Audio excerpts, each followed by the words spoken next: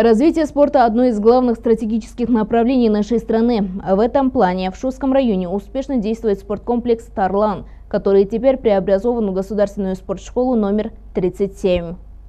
На сегодня массовым спортом занимается 39,6% от всего населения области. Это неплохой показатель. Для этого открываются новые спортивные школы и площадки. Немалое их количество уже введены в эксплуатацию. Один из них – это спорткомплекс «Тарлан», переданный детско-юношеской спортшколе номер 37 в Шуском районе.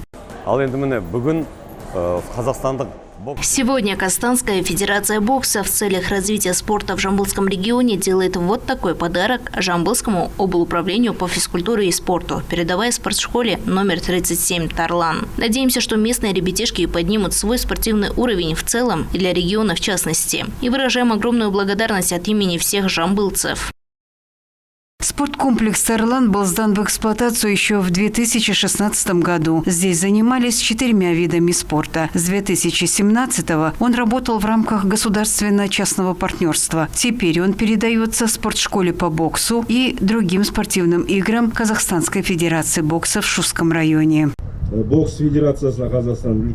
Выражаем огромную благодарность Казахстанской федерации бокса за то, что передают государству это здание. Это отдается Шускому району как кузнице чемпионов, чтобы здесь и дальше спорт развивался по всем параметрам.